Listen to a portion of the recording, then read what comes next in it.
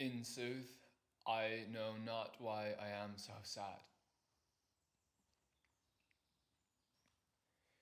It wearies me. You say it wearies you. But how I caught it, or found it, came by it, what stuff 'tis made of, whereof it is born.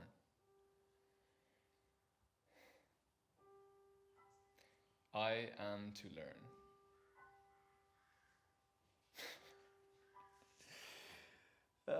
Such a want wit sadness makes of me, that I have much ado to know myself.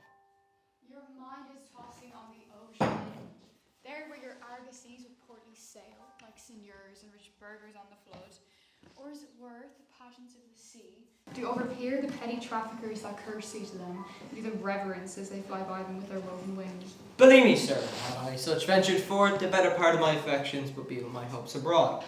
I should be still plucking the grass to know where sits in the wind, peering in maps for ports and piers and roads, and every object that might make misfortune to my venture, out of doubt would make me My sad. wind cooling my broth would blow me to an ague when I thought what harm a wind too great a sea might do.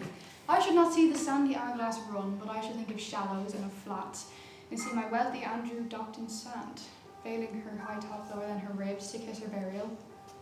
Should I go to church and see the holy edifice of stone, and not bethink me straight of dangerous rocks, which touching but my gentle vessel's side would scatter all her spices in the stream and robe the roaring waters with my silks, and in a word, now worth this, and now worth nothing?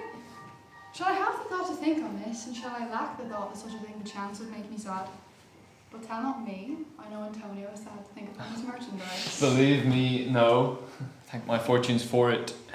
My ventures are not in one bottom trusted, nor to one place, nor is my whole estate upon the fortune of this present year. Therefore my merchandise makes me not sad. What? Then you're in love. Fie, fie! Not in love neither. Then let us say you were sad, because you were not merry. And 'twas easy for you to laugh and leap and say you're merry, because you are not sad. Now, by a two-headed Janus, nature hath framed strange fellows in her time, some that will evermore peep through their eyes in the way they smile, and laugh like parts of the bagpiper, and others of such vinegar aspect that they'll not show their teeth in the way they smile. So that's just for the Jesse laughable. Here comes Bassanio, your most noble kinsman, Graziano Lorenzo. Fare you well, I relieve you now better. I would have said that I made you merry for your friends. Oh, good signors both. Good morrow. When shall we laugh again? Say when? Here you grow exceeding strange, must it be so? We'll make our leisures through 10 jokes. My Lord Bassanio, since you found Antonio, we too will leave you, but I pray you keep in mind where we must meet at dinner time. I will not fail You you. look not well, Signor Antonio. You have too much respect upon the world. They lose it that do buy with much care. Believe me, you've marvelously changed. I hold the world but as the world, Graziano. A stage where every man must play his part, and mine a sad one. Let me play the fool. With mirth and laughter, let old wrinkles come. And let my liver rather heat with wine than my heart cool with mortifying groans. Why should a man whose blood warm within sit like his grandsire, calling on a bastard, sleep when he wakes, and creep into the jaundice by being peevish? I tell thee what, Antonio, I love thee, and it is my love that speaks. There are sort of men whose visage do cream and mantle like a standing pond, and do wilful stillness entertain, with purpose to be dressed in the opinion of wisdom, gravity, profound conceit, as who should say, I am Sir Oracle, and when I open my lips, let no dog bark. Oh, Antonio, I know of these are therefore only reputed wise, for saying nothing, when I am very sure if they should speak, would almost damn those ears which hearing them would call their brothers fools. I'll tell thee more of this another time, but fish not with this melancholy bait for this full gudgeon, this opinion. For you all a while, come, good Lorenzo, I'll end my exhortation after dinner. We will see you then at dinner time. I must be one of those same dumb wise men, for Graziano never lets me speak. But keep me company about 2 years more. Thou shalt not know the sang of thine own tongue. Very well. I'll grow a talker for this. Thanks of faith, for silence is only commendable. And it needs tongue dry than a maid not vendible. Is that anything now? Graziano speaks an infinite deal of nothing. More than any man in all Venice, his reasons are as 2 grains of wheat hid in 2 bushels of chaff. You shall seek all day ere you find them. When you have them, they are not worth the search. Well, tell me now, what lady is the same to whom you swore a secret pilgrimage that you today promised to tell me of? 'Tis not unknown to you, Antonio, how much I have disabled mine estate through something showing a more swelling port than my faint means would grant continuance. Nor do I now make moan to be abridged from such a noble race, but my chief care is to come fairly off from the great debts wherein my time something too prodigal hath left me gagged. To you, Antonio, I owe the most, in money and in love. And from your love I have a warranty to unburthen all my plots and purposes, how to get clear of all the debts I owe. I pray you, let me know it. And if it stand as you yourself still do, within the eye of honour, be assured that my purse, my person, my extremest means lie all unlocked to your occasion. In my school days, when I had lost one shaft, I oft shot his fellow of the self-same flight, the self-same way, with a more advised watch to find the other forth. And by adventuring both, I oft found both. I urge this childhood proof, because what follows is pure innocence. I owe you much, and like a wilful youth, that which I owe is lost. But if you please to shoot another arrow that self-way which you did shoot the first, I do not doubt, as I will watch the aim, or to find both, or to bring your latter hazard back again, and thankfully rest debtor for the first. You know me, and herein spend but time to wind about my love with circumstance, and out of doubt you do me now more wrong in making question of my uttermost than if you had made waste of all I have. Then do but say what I should do, that in your knowledge may by me be done, and I am pressed unto it. Therefore, speak. In Belmont is a lady richly left, and she is fair, fairer than the word of wondrous virtues. Sometimes from her eyes I did receive fair, speechless messages. Her name is Portia, nothing undervalued to Cato's daughter, Brutus's Portia. Nor is the wide world ignorant of her worth, for the 4 winds blow in from every coast renowned suitors, and her sunny locks hang on her temples like a golden fleece, which makes her seat in Belmont Colchis' strand. Oh my Antonio, had I but the means to hold a rival place with one of them, I have a mind presages me such thrift that I should questionless be fortunate. Thou knowest all my fortunes are at sea. Neither have I money nor commodity to raise a present sum.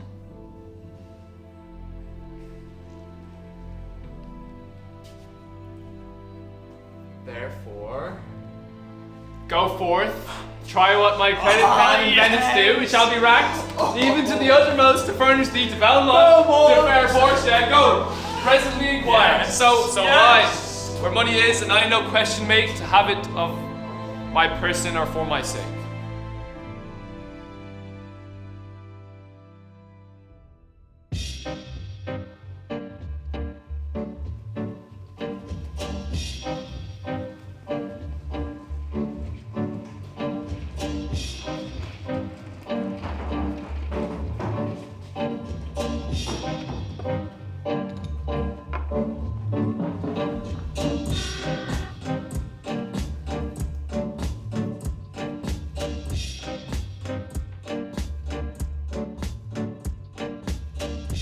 All the souvenirs in my memory got me going down in strike. My troth, Nerissa, my little body, is aweary of this great world. You would be, sweet madam, if your miseries were in the same abundance as your good fortunes are. Yet, for aught I see, they are sick that surfeit, with too much as little that starve in nothing. Good sentences and well pronounced. They would be better if well followed. If to do were as easy as to know what were good to do, chapels had been churches, and poor men's cottages princes' palaces. It is a good divine to follow his own instructions. I can easier teach 20 what were good to be done than be one of the 20 to follow mine own teaching. For this reasoning is not in the fashion to choose me a husband, oh me, the word choose. I may neither choose whom I would, nor refuse whom I dislike. So is the will of a living daughter curbed by the will of a dead father. Is it not hard, Nerissa, that I cannot choose one nor refuse none? Your father was ever virtuous, and holy men at their death have good inspirations. Therefore the lottery that he hath devised in these 3 chests of gold, silver, and lead, whereof he chooses his meaning, chooses you. No doubt never be chosen by any rightly, but by one who shall rightly love. I pray thee, overname them, and as thou namest them, I will describe them, and according to my description, level it my affection. First, there is the Neapolitan prince. Aye, that is a cult indeed, for he doth nothing but talk of his horse, and he makes it a great appropriation to his own good part that he can shoe him himself. I am much afeard my lady his brother play false with the smith. Then there is the Count Palatine. He doth nothing but frown, as who should say, if you will not have me, then choose. He hears merry tales, but he smiles not. I fear he will prove the weeping philosopher when he grows old, being so full of unmannerly sadness in his youth. I should rather be married to a death's head with a bone in his mouth than to either of these two. God defend me from these two. Well, what say to the French lord, Monsieur Le Bon? God made him, and therefore let him pass as a man. In truth, I know it is a sin to be mocked, but he hath a better horse than the Neapolitan, a better bad habit of frowning than the Count Palatine. He is every man in no man. If the throstle sing, he'll fall straight a capering. He will fence with his own shadow. If I should marry him, I should marry 20 of 20. For if he should despise me, I should forgive him. For if he loves me to madness, I shall never requite him. What say you to Falconbridge, the young Baron of England? You know I say nothing to him, for he understands not me nor I him, and you will come into the court and swear that I am a poor penny with an English. He hath neither Latin, French, nor Italian. He is a proper man's picture, but alas, who can converse with a dumb shout? How oddly he is suited. I think he bought his doublet in Germany, his round hose in France, his bonnet in Germany, and his behaviour everywhere. Everywhere. Well, wait, what say you to the Scottish lord, his neighbour? That he hath a neighbourly charity in him, for he borrowed the box of the ear of the Englishman and swore he would pay him back again. I think the Frenchman became a surety and sealed under for another. Then there is the young German. Very vilely in the morning when he is sober, and most vilely in the afternoon when he is drunk. When he is best, he is little worse than a man, and when he is worst, he is little better than a beast. And the worst fall that ever fell, I hope I shall make shift to go without him. If you should offer to choose, and choose the right casket, you should refuse to perform your father's will if you should refuse to accept him. If I live to be as old as Sylva, therefore, for fear of the worst, I pray thee, set a deep glass of Rhenish wine on the country casket, and if the devil be within and the temptation without, I know he will choose it. I will do anything, Nerissa, ere I will be married to a sponge. You need not fear, my lady, the having of any of these lords. They have acquainted me with their determinations, which is to trouble you in no more suit and to return to their homes. Unless you may be won by some other sort, depending on your father's imposition on the caskets. If I live to be as old as Sylva and die as chaste as Diana, unless I be obtained by the manner of my father's will, I am glad these parcel of wooers are so unreasonable, for there's not one among them I dote on his very absence, and I pray God grant them a fair departure. Do you not remember, my lady, in your father's time, a Venetian, a scholar, and a soldier that came hither in Marquis of Montferrat? Yes, it was Bassanio. Bassanio. I think his name is called. True, madam, he of all the men my foolish eyes ever looked upon was the best deserving a fair lady. I remember him well, and I remember him worthy of thy praise. I know what news. The 4 strangers seek for you, madam, to take their leave, and there's a forerunner come from a 5th, Prince of Morocco, who brings word his prince's master will be here tonight. If I could bid the 5th welcome with such good heart as I can bid the 4 farewell, I should be glad of his approach, for if he had the condition of a saint and the complexion of a devil, I had rather he shrive me than wive me. Come, Narissa, so I go before. As we should be on one the word, and there's knocks at the door.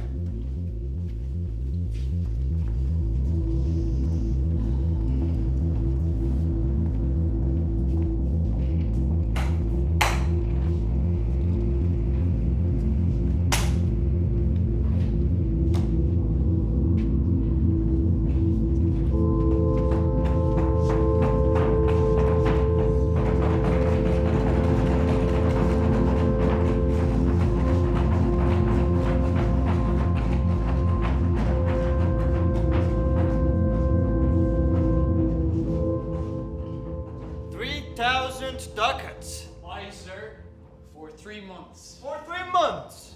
For the which, as I told you, Antonio shall be bound. Antonio shall become bound. Well, may you stead me? Will you pleasure me? Shall I know your answer?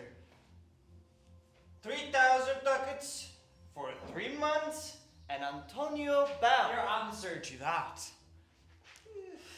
Antonio is a good man. Have you heard any imputation to the contrary? Oh, no. My meaning is saying he's a good man is to have you understand me, he is sufficient. Yet his means are in supposition. He hath an argosy bound to Tripoli, another to the Indies. I understand moreover upon the Rialto, he hath a 3rd at Mexico and 4th for England, and other ventures he hath squandered abroad. But ships are but boards, sailors but men. There'll be land rats and water rats, land thieves and water thieves. I mean pirates.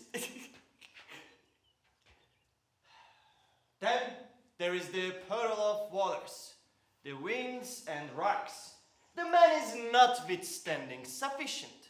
3,000 ducats, I think I may take his bond. Be assured you may. I will be assured I may, that I will be assured I will be think me.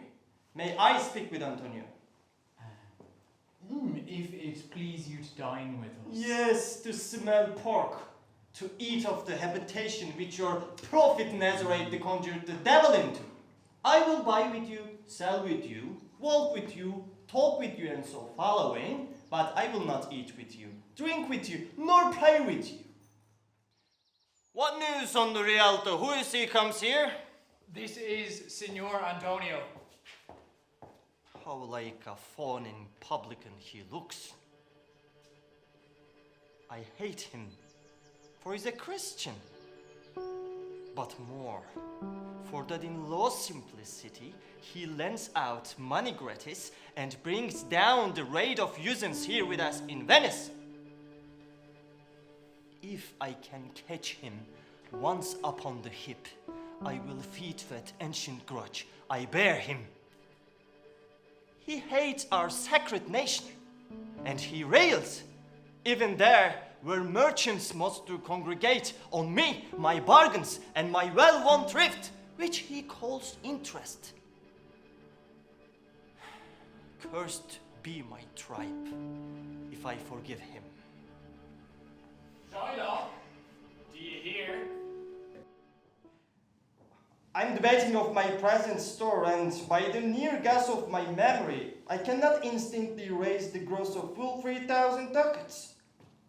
What of that? Tubal, and wealthy Hebrew of my tribe will furnish me. But soft, how many... Oh, rest you fair, good signor. Your worship was the last man in our mouths. Shylock, albeit I neither lend nor borrow, by taking nor by giving of excess, yet to supply the right wants of a friend, I'm willing to break a custom, is yet assessed how much you would. Aye, 3,000 ducats. And for 3 months. I had forgot, 3 months. You told me so. Well then, your bond. Let me see. But hear you, Methought you said you neither lend nor borrow upon advantage. I do never use it. When Jacob grazed his uncle Laban's sheep, that Jacob from our holy Abraham was, as his wise mother wrote in his behalf, the third possessor, the third... What of him? Did he take interest? Oh, not take interest. Not as you would say directly interest. Mark what Jacob did. When Laban and himself were compromised that all the yearlings were strict and pied, should fall as Jacob's hire. The ewes, being ran in end of autumn, turned to the ram. And when the work of generation was between these woolly breeders in the act, the skillful shepherd peeled me certain land. And in the doing of the deed of kind, he stuck them up before the fulsome ewes, who then conceiving did in evening time fall party-colored. Those were Jacob's. No, this was a venture, sir, that Jacob served for. A thing not in his power to bring to pass, but swayed and fashioned by the hands of heaven. Was this inserted to make interest goods, or is your gold and silver ewes and rams? I cannot tell. I make it breathe as fast. Mark you this, Bassanio, the devil can cite scripture for his purpose, and an evil soul procuring holy witness is like a villain with a smiling cheek, a goodly apple rotten at the heart. Oh, what a goodly outside falsehood. 3,000 ducats, it's a good round sum. 3 months from 12, then let me see the rate. Well, Shylock, shall we be beholding to you? Signor Antonio, many a time and oft in the Rialto, you have rated me about my monies and my usances. Still have I borne it with a patience for sufferance the wedge of all our tribe. You called me misbeliever, cutthroat dog. You spit upon my Jewish gabardine, and all for use of that which is mine own. Well then, it now appears you need my help. You come to me, you say, Shylock, we would have monies. You say so. You that did void your rule upon my beard, and spurn me as a stranger car over your threshold. Monies is your suit. What should I say to you? Should I not say, had a dog money? Is it possible a cur can lend 3,000 ducats?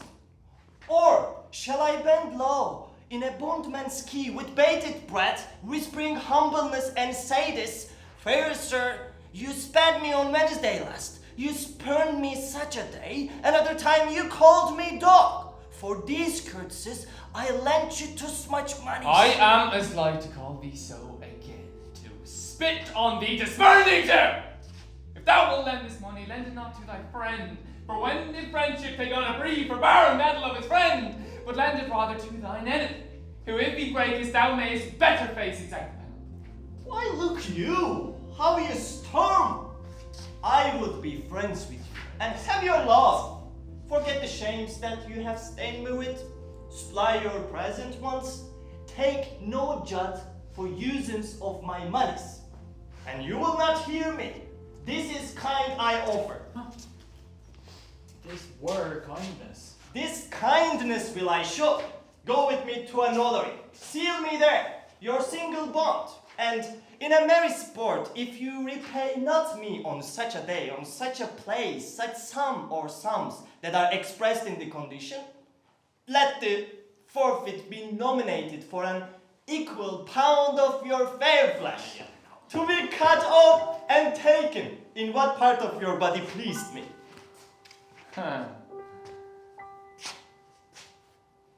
Content in faith, I'll seal to such a bond. You shall Say not. There is kindness in the You two. shall not seal to such a bond for me. I will rather dwell in my necessity. Why, fear not, man. I will not forfeit it within these 2 months. That's a month before this bond is due. I do expect return of thrice 3 times the value of this bond. Oh, Father Abraham, what these Christians are! Whose heart dealings teaches them suspect the thoughts of others? Pray you, tell me, if he should break his day, what should I gain by the exaction of the forfeiture? A pound of man's flesh taken from a man is not so estimable, profitable neither. as a flesh of muttons, beefs, or goats. I say to buy his favor. I extend this friendship. If he will take it, so. If not, adieu. And for my love, I pray you wrong me not. Yes, Shylock, I'll seal unto this bond. Then meet me at Port with Northers. Give him direction for this merry bond, and I'll go and push the duck straight. See to my house, left the fearful guard of an untrithful maid, and presently I will be with you. Hide thee, gentle Jew.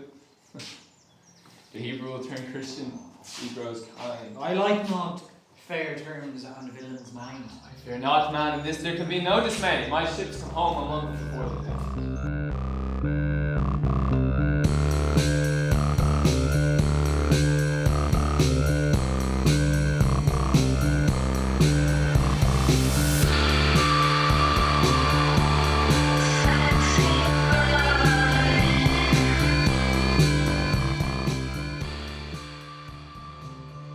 It's like me not for my complexion, the shadowed livery of the burnished sun, to who I am a neighbour and near bred.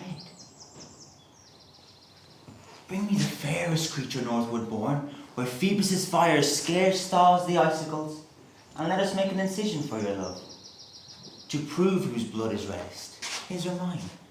I tell thee, lady, this aspect of mine hath feared the valiant. By my love, I swear, the best regarded virgins of our clime have loved it too. And I wouldn't change this hue, except to steal your thoughts, my gentle queen. In terms of choice, I am not solely led by nice direction of a maiden's eyes. Besides, the lottery of my destiny bars me the right to voluntary choosing. But if my father had not scanted me and hedged me by his wit to yield myself his wife who wins me by the means I told you, yourself. Renowned prince then stood, as fair as any comer I've looked on yet for my affection. And even for that I thank you. Therefore I pray you, lead me to the caskets to try my fortune. By my scimitar that slew the Sophian, a Persian prince, I would outstare the sternest eyes that look, outbrave the heart most daring on this earth, pluck the young sucking cubs from the she-bear, yeah, mock the lion when he roars for prey to win the lady. But alas the while, if Hercules and Lichas play at dice, which is the better man? The greater throw may turn by fortune from the weaker hand, so is Alcides beaten by his page, and so may I, blind fortune leading me, miss that which one unworthy may attain, and die with grieving. You must take your chance, and either not attempt to choose at all, or swear before you choose. If you choose wrong, never to speak to lady afterward in way of marriage. Therefore, be advised. No, I will not. Come, bring me on to my chance. First, forward to the temple. After dinner, your hazard shall be made. Good fortune, then, to make me blessed or cursed among men.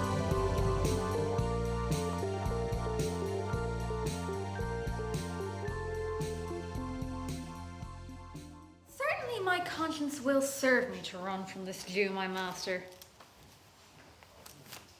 The fiend is at mine elbow and tempts me, saying to me,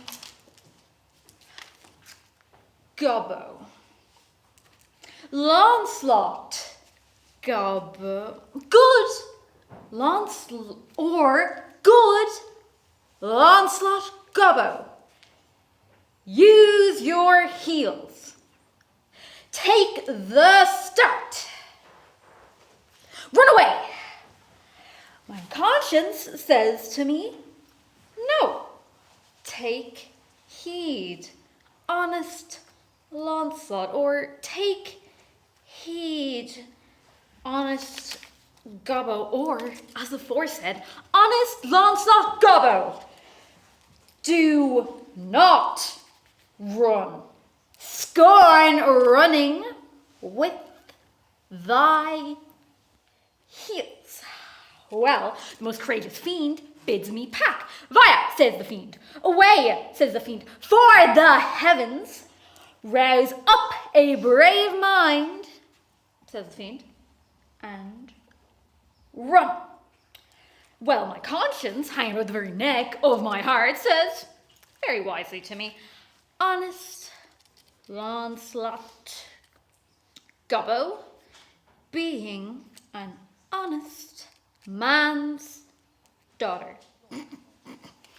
Or rather, an honest woman's daughter, for my father did something grouchy. He had a kind of taste. My conscience says, Lancelot, budge not. Budge, says the fiend. Budge not, says my conscience. Budge, says the fiend.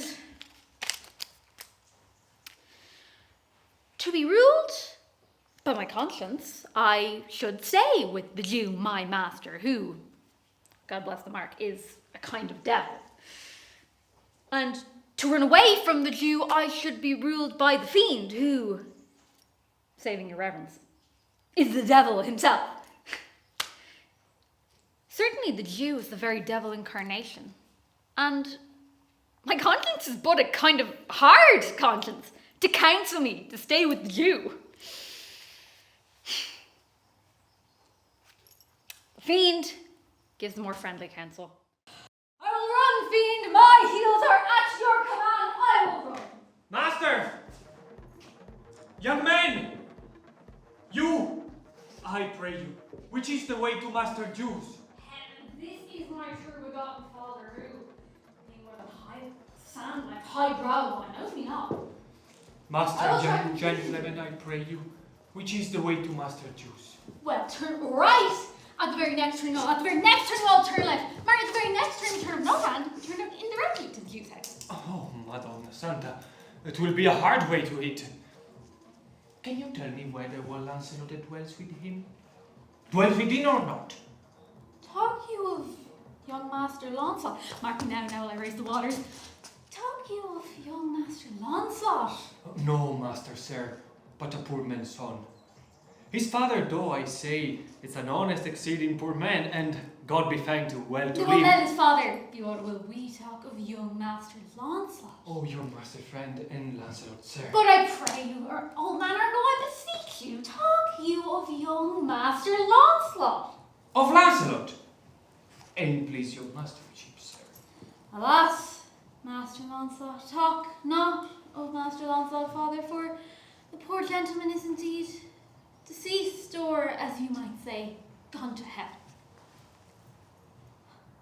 Madonna Santa. The boy was the very stuff of my age, my very prop. Do I look like a staff or a cutter must a hovel or a prop? Do you know me, father? Alack, sir, I know you not. But I pray you to tell me, is my son, God rest his soul, alive or dead? Do you not know me, father? Alack, sir, I am sent blind, I know you not. Indeed. Nay, if you had your eyes, you might fail of the knowing me. It is a wise father that knows his own child. Look, old man, I will give you news of your son. Give me your blessing.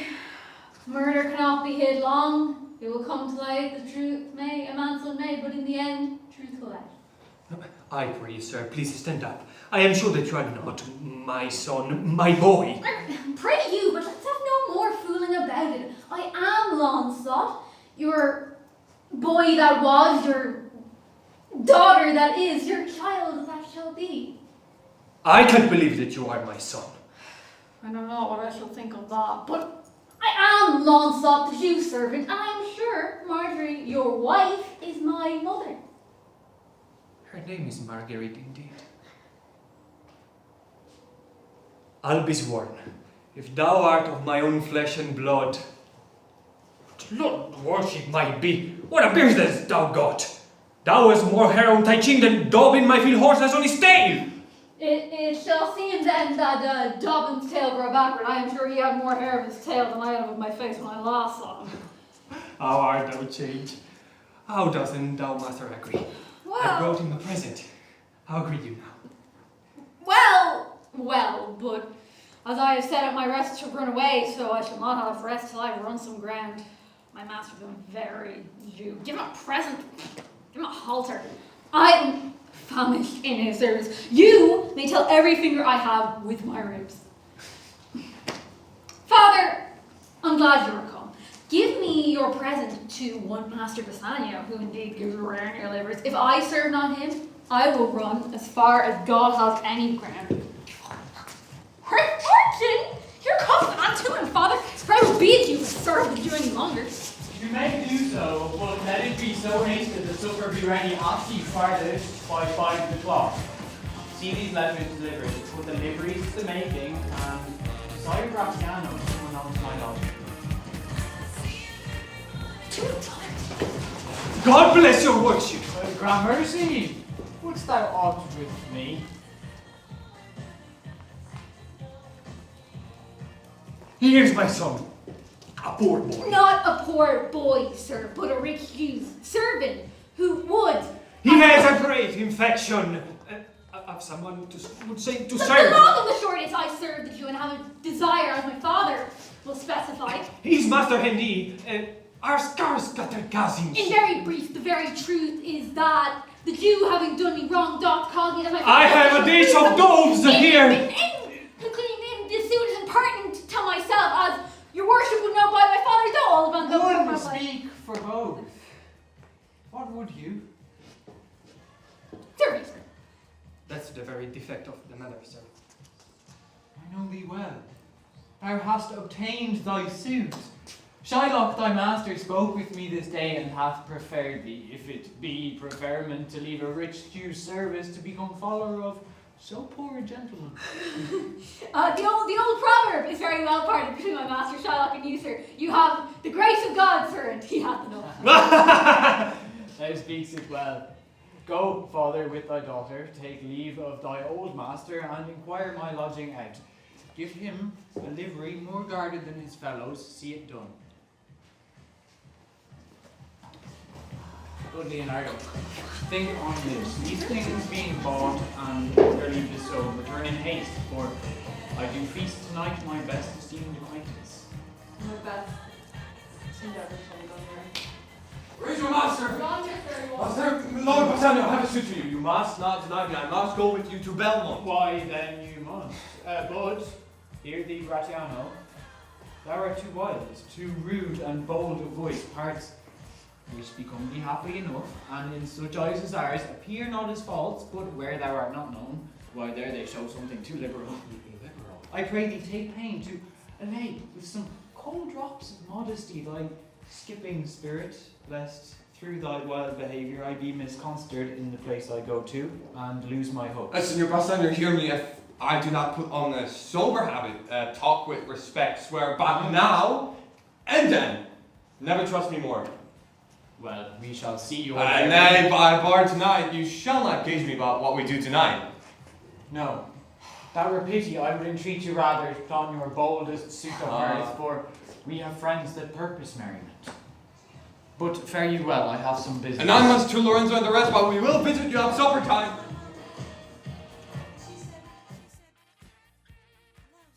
I'm sorry thou wilt leave my father so. Our house is hell, and thou, a merry devil, didst rob it of some taste of tediousness. But fare thee well, good Lancelot. And Lancelot, here is a ducat for thee. Soon at supper shalt thou see Lorenzo, who is thy new master's guest. Give him this letter. Do it secretly. And now farewell. I will not have my father see me and talk with thee. Ah, Q. Tears exhibit my tongue. Most beautiful pagan, most sweet Jew. If a Christian did not play the name and get thee, I am much deceived, but adieu. These tears do something drown my manly spirit. Adieu. Farewell, good Lancelot. Alack, what heinous sin is it in me to be ashamed to be my father's child? But though I am a daughter to his blood, I am not to his manners. Oh, Lorenzo, if thou keep promise, I shall end this strife, become a Christian, thy loving wife. Nay, we will sing wait some time, disguise us at my lodging, and return all in an hour. We have not made good You've preparations. not spoken yet of torchbearers. 'Tis vile unless we be greatly ordered and better not in my mind under talk. It is now but 4 o'clock. We have 2 hours to furnish us. Friend Lancelot, what's the news? And it's just easy to break with this, it does seem to signify. I know the hand. In fate it is a fair hand, and whiter than the paper it writ on is a fair hand that writ. Love's news in faith? Fire leave, sir. Whither goest thou? Marry, sir, to my old master, the Jew, just up tonight, and my new master, the Christian. Oh dear, take this. Tell gentle Jessica I will not fail her, and speak privately. So, gentlemen, will you prepare you for this mask? I provided a torchbearer. Hey! Marry, I'll be on about straight. And so will I. Me meeting Graziano's lodging some hour hence. 'Tis good we do so. Was that letter from fair Jessica? I must needs tell you all. She hath directed how I shall take her from her father's house, what gold and jewels she is furnished with, what pages suit she hath in readiness. If ere the Jew her father come to heaven, it'll be for his gentle daughter's sake. And never dare misfortune cross her foot unless she do it under this excuse, that she is issued to a faithless shoe. Come, go with me. Peruse this as thou goest. Fair Jessica shall be my torchbearer. Hey! Well, thou shalt see. Thy eyes shall be digest the difference of old Shylock and Bassanio. Jessica, thou shalt not gormandize as thou hast done with me. Jessica, and sleep and snore and rent apparel out. Jessica, I say! Jessica! Who bids thee call? I do not bid thee call. Your worship was wont to tell me I could do nothing without bidding. Call you? What is your will? I am bid forth to supper, Jessica. There are my keys. But wherefore should I go? I am not bid for love. They flatter me. Yet I will go in hate to feed upon the prodigal Christian. Jessica, my girl, look to my house. I am right loath to go. There is some ill a brewing towards my rest, for I did dream moneybags tonight. I beseech you, sir, go! My young master doth expect your reproach. So do I his. And they've conspired together. I shall not say you shall see a mask. What? Are the masks? Hear you me, Jessica. Hear you me. Lock up my doors. When you hear the drum and the vile squealing of the wry-necked pipe, clamber not you up to the casements, nor thrust your head into the public street to gaze on Christian fools with varnished faces. But stop my house's ears. I mean my casements. Let not the scent of shallow foppery enter my sober house. By Jacob's staff, I swear, I have no mind of feasting for tonight. But I'll go. Yeah. Go you before me. Say I will come. I will go before her, sir. And mistress, look out our window for this. They will come a Christian by who will worth the Jew's his eye. What says that fool of haggers of spring, eh? Nothing. Her words were farewell, mistress. Nothing else. The patch is kind enough, but a huge feeder. Snail slow in profit, and she sleeps by day more than the wildcat. Drones hive not with me. Therefore I part with her, the one that I would have her help to waste his borrowed purse. Well, Jessica, go in. Perhaps I will return immediately. Do as I bid you, shut doors after you. Fast find, fast find. A proverb never stale in thrifty mind. Farewell. And if my fortune be not crossed, I have a father, you, a daughter lost. This is the penthouse under which Lorenzo desired us to make stand. Her hour is almost And past. it is marvel he outdwells his Oh, hour. 10 times faster Venus pigeons fly to seal love's bonds newly made than they are wont to keep That his life ever faith holds. unforfeited. Who riseth from a feast with that keen appetite that he sits down? Where's the horse that doth again his tedious measures with that unbaited fire that he did place him first? All the things that are with more spirit chased than enjoyed. How like friends! Lorenzo, where were you? Your patience for my long abode. Not I, but my affairs have made you wait. When you shall please to play the thief for wives, I'll watch as long as you then. Approach. Here dwells my father Jew. Oh, who's within? Who's there? Tell me for more certainty, albeit I swear that I do know your tongue. Lorenzo, and thy love. Lorenzo certain, and my love indeed, for whom I love so much, and who knows but you, Lorenzo, whether I'm yours? Heaven and thy thoughts are witness that thou art. Here, catch this casket. It is worth the pains. I'm glad this night you did not look on me, for I am much ashamed of my exchange, but love is blind, and lovers cannot see the pretty follies that themselves commit, for if they could, Cupid himself would blush to see me thus transformed into a boy. Descend, for you must be my torchbearer. What? Must I call that candle to my chains? For they themselves good soother, true to life. Why, it's an office of discovery, love, and I should be obscured. So are you, sweet, even in the lovely garnish of a boy. But come at once, for we are stayed for Pisanio's feast. I'll make myself fast and yield myself to somewhere that I can subdue with you straight. Now abide my hood, gentle and no Jew. Beshrew me, for I love her heartily. For she is wise if I can judge of her, and fair she is if mine eyes be true. And true she is, as she hath proved herself. Oh, yeah. Therefore shall she be placed in my constant soul. Oh, what art thou come already? On, gentlemen, away! Who's there? Oh, Signor Antonio. Fine. Graziano, where are all the rest? 'Tis 9 o'clock, our friends all stay for you. No mask tonight. The wind has come about. Pisanio presently will go abroad. I've sent 20 out to seek for you.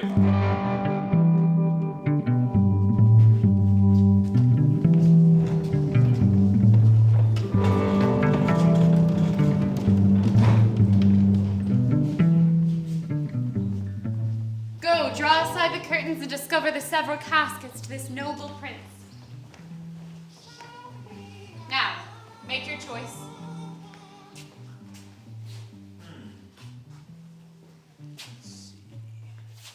The first of gold, who this inscription bears, who chooseth me shall gain what many men desire. The second, silver, which this promise carries, who chooseth me shall get as much as he deserves. And this third, dull lead, with warning all is blunt, who chooseth me must give and hazard all he hath. And how shall I know if I do choose the right? The one of them contains my picture, Prince. If you choose that, then I'm yours. Will some god direct my judgment? Let's see. I will survey the inscriptions back again. What says this leaden casket? Who chooseth me must give and hazard all he hath. Must give. For what? For lead. Hazard for lead. This casket threatens. Men who hazard all do it in the hope of fair advantages. A golden mine stoops not to show of dross, odd then nor give, nor hazard aught for lead. What says the silver? With the virgin hue. Who chooseth me shall get as much as he deserves. As much as he deserves. Pause there, Morocco, and weigh thy value with an even hand. If thou beest rated by thy estimation, thou dost deserve enough, and yet enough may not extend so far as to the lady. And yet to be afeard of my own deserving were but a weak disabling of myself, as much as I deserve. Why, that's the lady. I do in birth deserve her. And in fortunes, in graces, and in qualities of breeding, but more than these, in love, I do deserve her.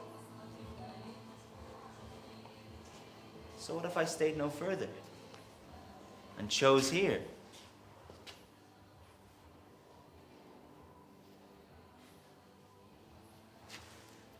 Let's see once more this saying engraved in gold. Who chooseth me shall gain what many men desire. Why, that's the lady. All the world desires her. From the four corners of the earth they come to kiss this shrine, this mortal breathing saint. The Icarian deserts and the vasty wilds of wide Arabia are as thoroughfares for princes to come view fair Portia.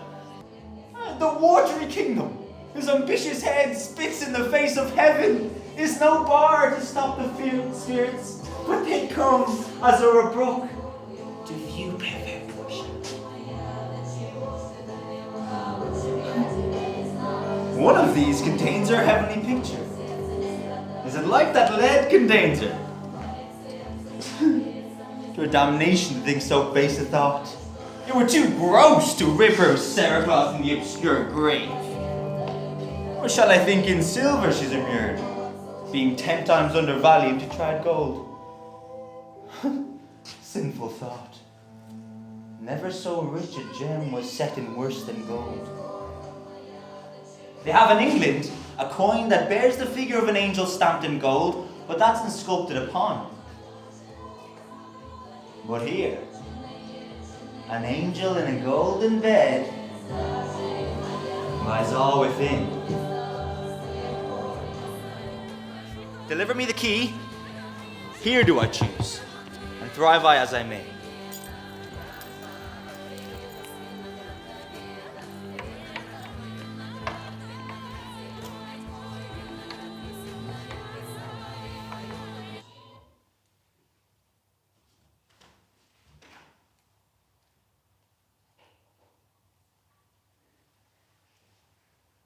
Oh, hell.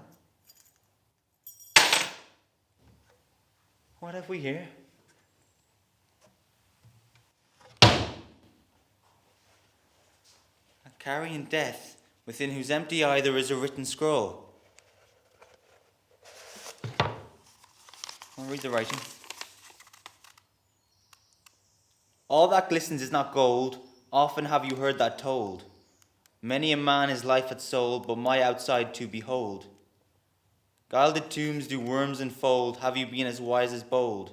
Young in limbs, in judgment old, your answer had not been inscrolled. Fare you well, your suit is cold. Cold indeed, and labour lost. Then farewell heat, and welcome frost.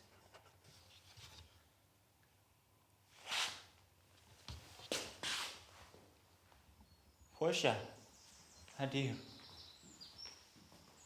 I have too grieved a heart to take a tedious leave, thus the loser's part.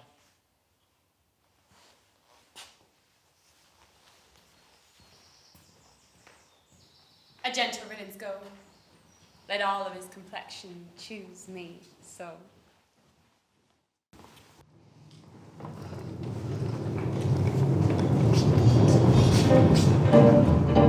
I saw Bassanio under sail with Graziano going along, and in their ship I'm sure Lorenzo is not. What? Let good Antonio keep his day, or shall pay for this. No, he came too late, the ship was under sail. But there the Duchess was given to understand that in a gondola were seen together Lorenzo and his amorous Jessica. Besides, Antonio certified the Duchess that they were not with Bassanio in his ship. Never in a passion so confused, so outrageous, and so variable, as the dog Jew did utter in the streets. My daughter! Oh my ducats! Oh my daughter! Fled with a Christian! Oh my Christian ducat! Justice, the law! My ducats and my daughter! The boys in Venice follow him crying, his stones, his daughter and his ducats! Let good Antonio keep his day, or he shall pay for this. Oh, Mary, well remembered. I reasoned with a Frenchman yesterday who told me in the narrow seas that part the French and English there miscarried a vessel of our country richly fraught. I thought upon Antonio when he told me and wished in silence it were not his. Your best of yet, do it subtly, for it may grieve him. A kind of gentleman treads not the earth. I saw Bassanio and Antonio part. Oh. Bassanio told him he would make some speed of his return. Okay. He answered, do not so. Slubber not business for my sake, Bassanio, but stay the very riping of the time. And for the Jew's bond which he hath of me, let it not enter in your mind of love. Be merry, and employ your chiefest thoughts to courtship, and such fair ossets of love as shall conveniently become ye there. And even there, his eye being big with tears, turning his face, he put his hand behind him, And with affection wondrous sensible, he wrung Bassanio's hand, and so they parted. I think he loves the world for him. Let us go embrace this, embrace Temnis with some delight or other. Do we so? Quick, quick, the Prince of Aragon had taken his oath and comes to his election presently.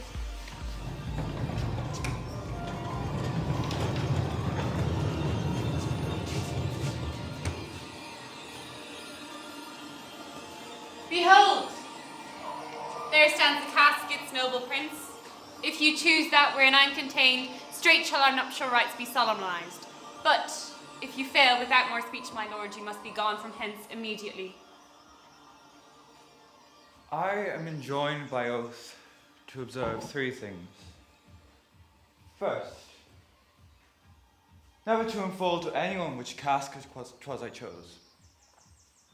Next, if I do fail unfortunate of my choice, never my life to a maid in the way of marriage. And lastly, if I fail unfortunate of my casket, immediately to leave you and be gone. To these injunctions everyone doth swear that comes to hazard for my worthless self. Fortune now, to my heart's hope, gold, silver, and base lead. Who chooseth me shall give in hazard all he hath. You should look fairer ere I give our hazard. So, golden treasure chest, title of thought. Who chooseth me shall gain what many men desire. What many men desire? That many may be meant by the fool multitude, who choose by show, not learning more than the fond eye doth teach, but like the martlet, who builds on the outward and weathered wall. Even in the force and road of casualty, I will not choose what many men desire, as I will not jump with the common spirits and be ranked with the barbarous multitudes. So, then to thee, thou silver treasure house, remind me once more, what title dost thou doth spare? Who chooseth me shall get as much as he deserves. And well said too. For who shall go back to cousin fortune and be honourable without a stamp of merit? Let none presume to wear undeserved dignity. Oh, those estates, degrees, and offices were not derived corruptly, but were purchased by the merit of the wearer. How many should be commanded that command?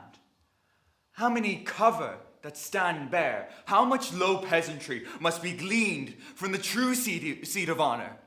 And how much honour must be picked from the chaff and ruin of the time, to be new varnished? But then to my choice, who chooseth me shall get as much as he deserves. I assume my deserts. Give me the key for this and instantly unlock my fortunes here.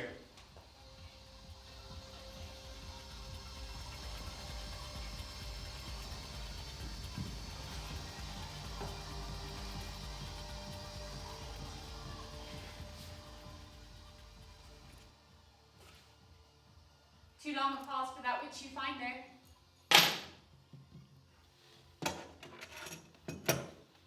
What is this? A portrait of a fool's head, presenting me a schedule.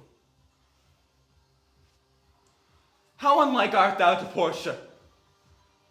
How unlike my hopes are to my deservings? Did I deserve no better than a fool's head? Are my deserts no better? To defend and judge are distinct offices and opposed natures. What is this?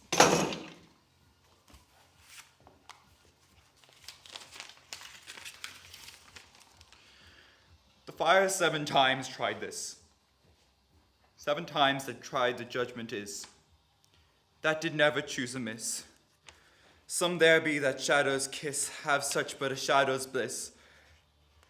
There be fools alive I with silvered ore, and so was this. I will ever be your head. So be gone, for you are sped. Still more a fool I shall appear while I linger here, With one fool's head I came to woo, but go away with two.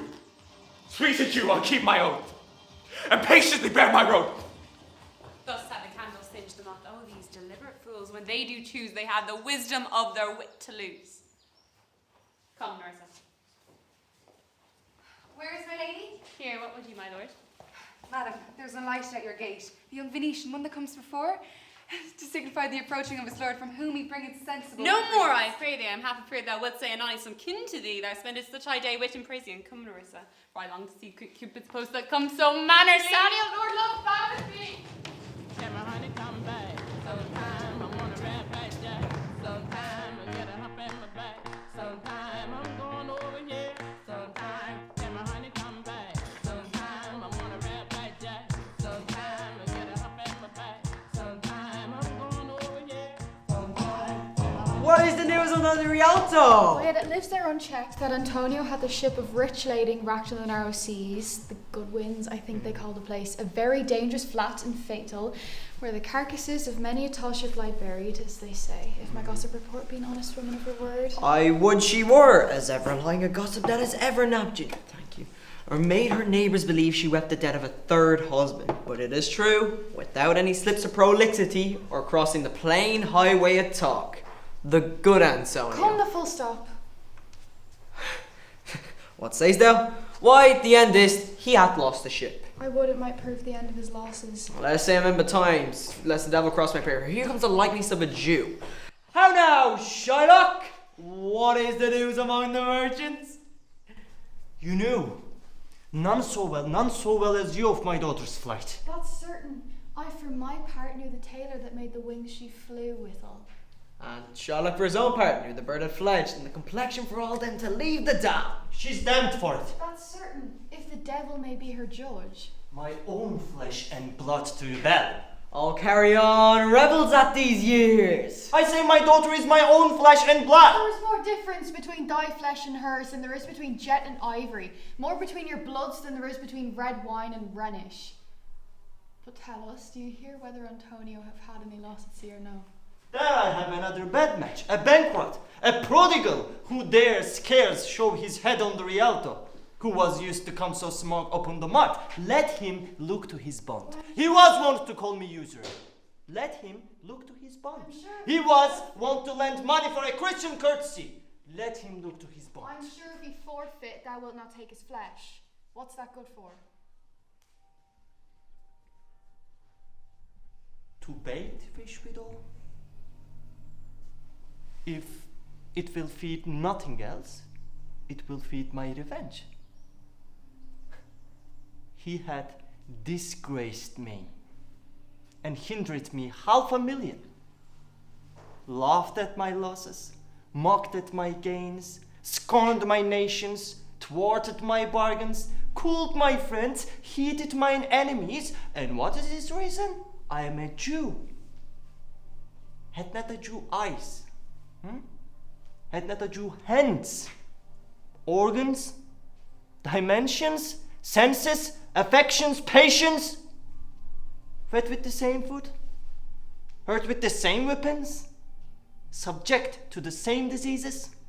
Healed by the same means? Warmed and cooled by the same winter and summer as a Christian is?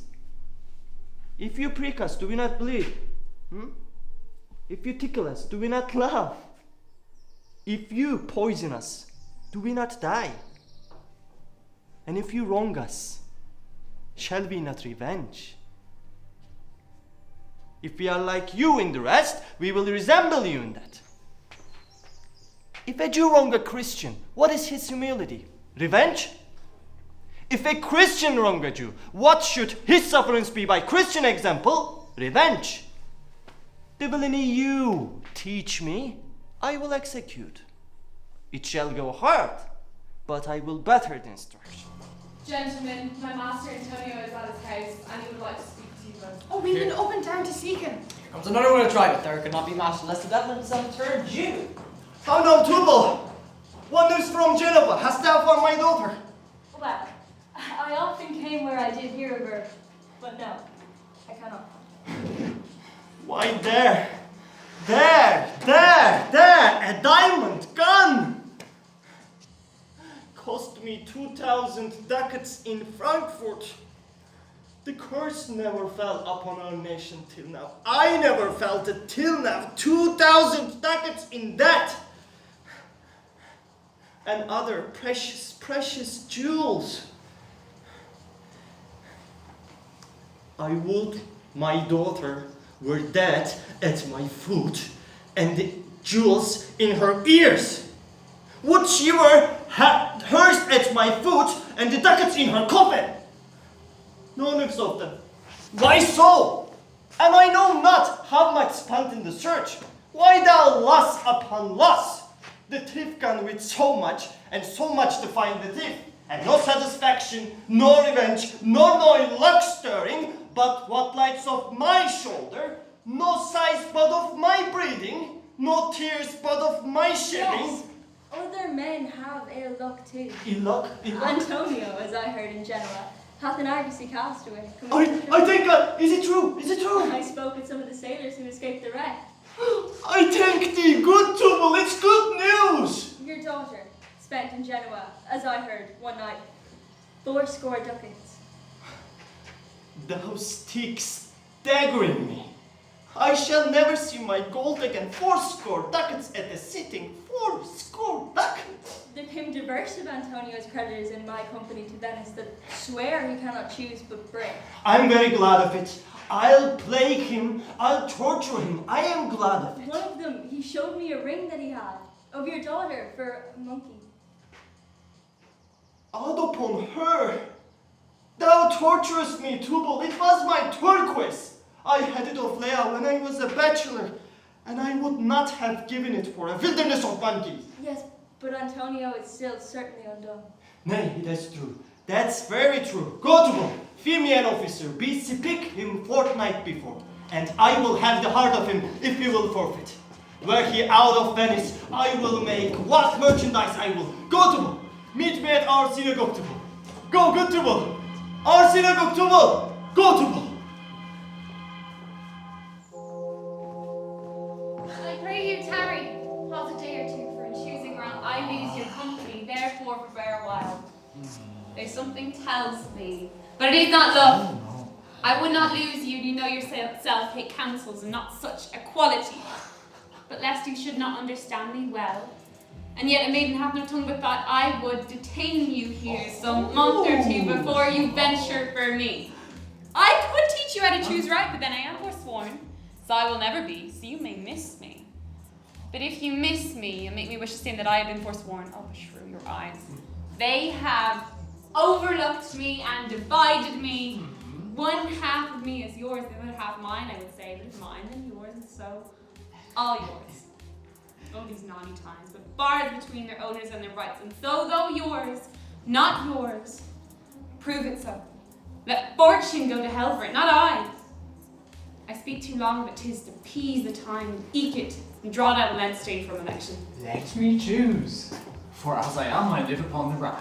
Upon the rack, Bassanio, then confess what treason is mingled with your love. No, but the ugly treason of mistrust which therein makes me fear the enjoying of thy love. Aye, but I fear when men enforce they do speak anything upon the rack. Promise me life, and I'll confess the truth. Then confess and live. Confess and love hath been the very sum of my confession. Oh, happy torment when my torture doth teach me answers for my deliverance. Away then. I am locked in one of them. If you love me, you will find me out.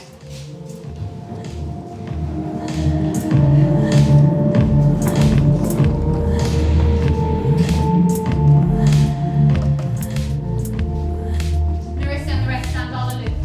Let music sound while he doth make his choice. Then, if he lose, he makes a swan-like end, fading in music, that the comparison may stand more proper. My eyes shall be the screen and watery deathbed for him. And he may win. And what is music then? The music is even as a flourish when true subjects bow to a new crowned monarch, such it is as those dulcet sounds that creep into the dreaming bridegroom's ear and summon him to marriage. Now he goes, with no less presence, but with much more love than young Ascides when he did redeem the verdure tribute paid by howling Troy. I stand for sacrifice. The rest aloof are Dardarian wise, Bleardiphus ages come forth to view the issue of the exploit. Go, Hercules! Live thou, I live. With much, much more dismay, I view the fight that thou makest the fray. He wears fancy bread, or in the heart or in the head. How begot, how nourished, reply. It is endangered in the eyes, grazing fed and fancy dies, in the cradle where it lies. Let us all ring fancies now. I'll begin it, ding dong bell, ding dong bell. So, may the outward shows be least themselves. The world is still deceived with ornament. Thus thou gaudy gold, hard food for Midas, I'll none of thee. Nor none of thee, thou pale and common drudge tween man and man, but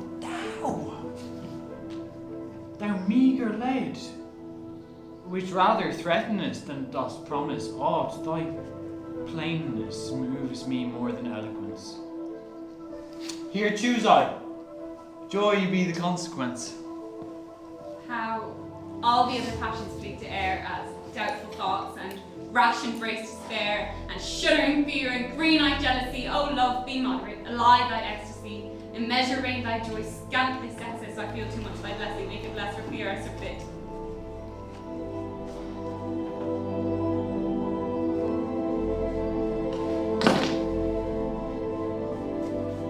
Find I here?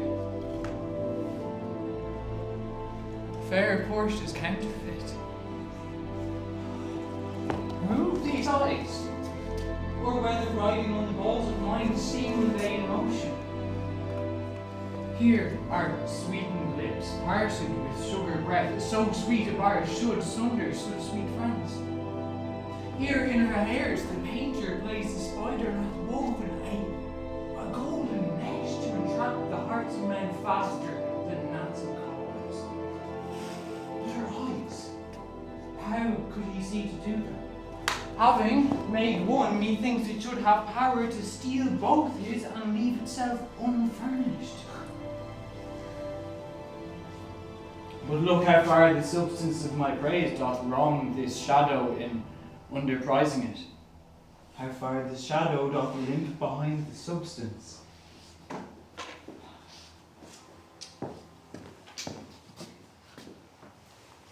Here is the scroll. Continent and summary of my fortune. You that choose not by view, chances fair and chooses true. Since this fortune falls to you, be content and seek no new. If you be well pleased with this, and hold your fortune for your bliss, turn you where your lady is, and claim her with a loving kiss. A gentle scroll. Sweet lady, I come by note to give and to receive. Like one of two contending in a prize that thinks he hath done well, in people's eyes hearing applause and universal shouts, till giddy in spirit, gazing in a doubt whether these peals of praise be his or no.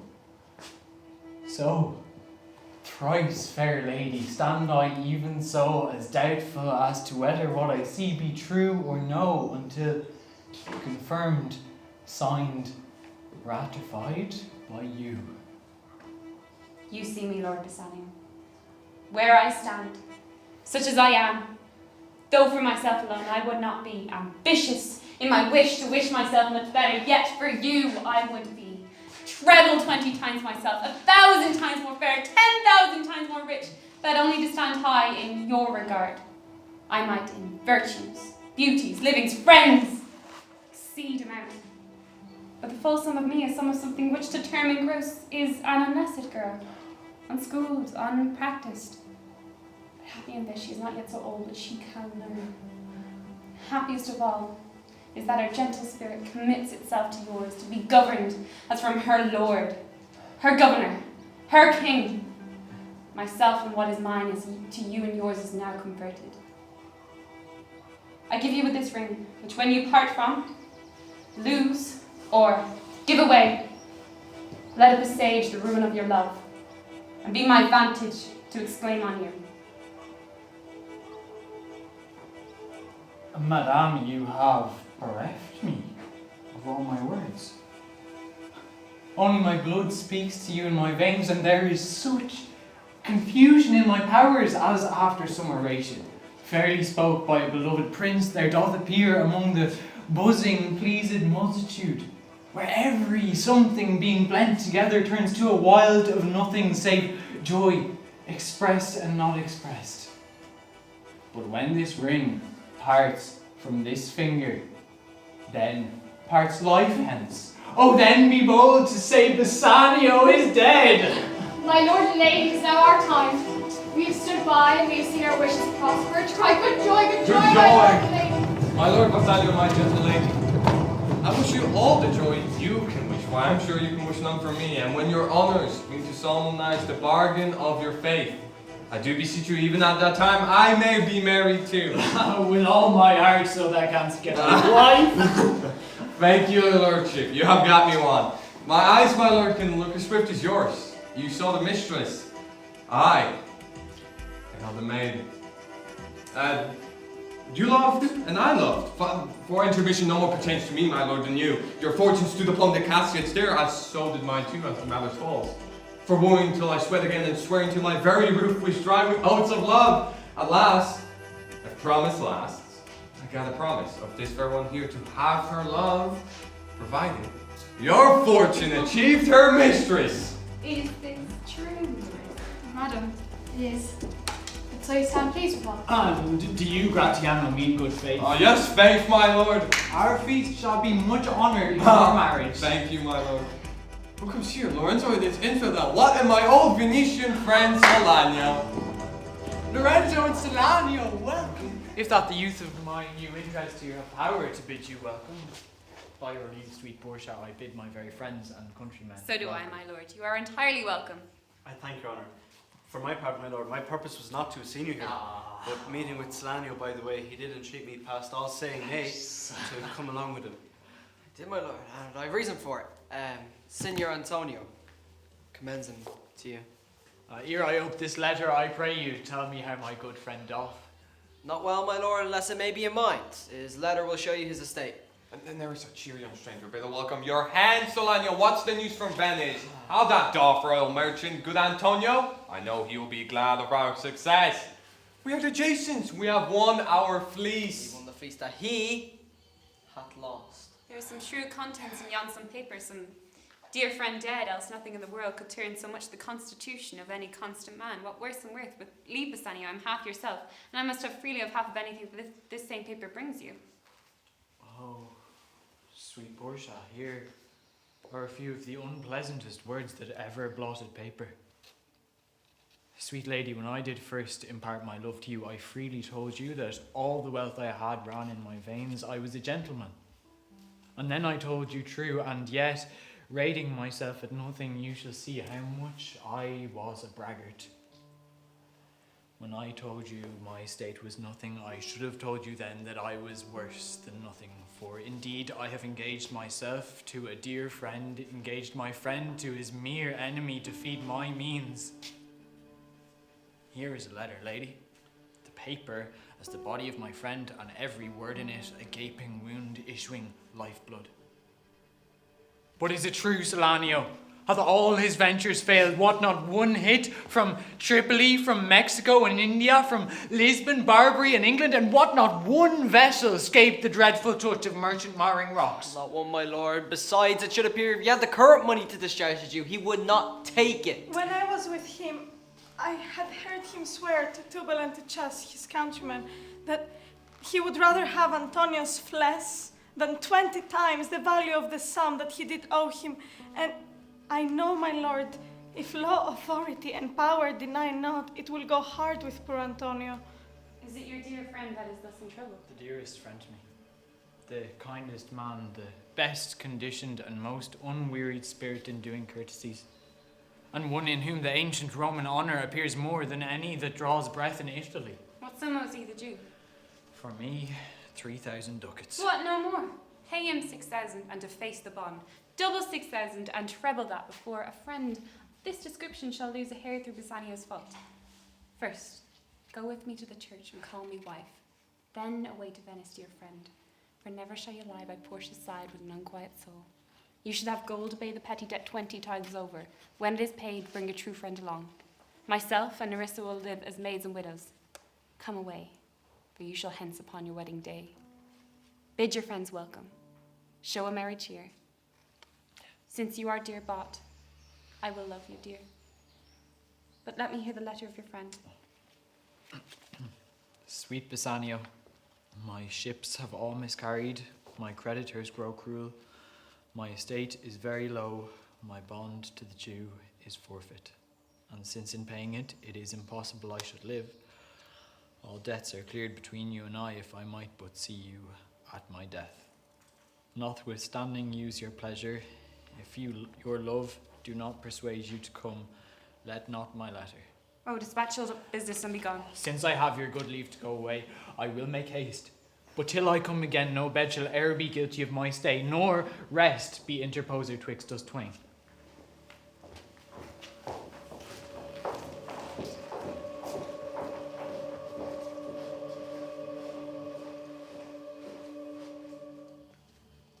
Jailer looked at him. Tell not me of mercy. This is the fool that lend out money gratis. Jailer looked at him. Hear me yet, good Shylock. I'll have my bond. Speak not against my bond. I have sworn an oath that I will have my bond. Thou called me dog before thou hadst a cause. But since I am a dog, beware my fangs. The Duchess shall grant me justice. And I do wonder, thou naughty jailer, that thou art so fond to come abroad with him at his request. I pray thee, Shylock, hear me speak. I'll have my bond. I'll not hear thee speak. I'll have my bond, therefore speak no more. I'll not be made a soft and dull-eyed fool to shake the head, relent, and sigh, and yield to Christian intercessors. Follow not. I'll have no speaking. I will have my bond. It is the most impenetrable cur that ever kept of men. Let him alone. I'll follow him no more with bootless prayers. He seeks my life. His reason well I know. I have oft delivered from his forfeitures many that have at times made moan to me, and therefore he hates me. I'm sure the Duchess will never grant The his Duchess right to cannot hold. deny the course of law. Therefore go. These griefs and losses have so baited me that I should hardly spare a pound of flesh tomorrow to my bloody creditor. Well, jailer, on. Pray God Bassanio come to see me pay his debt, and then I care not. Madam, although I speak it in your presence, you have a true and noble conceit of godlike amnesty, which appears most strongly in the bearing thus the absence of your lord. But if you knew to whom you show this honour, to how true a gentleman you send relief, you'd be so proud.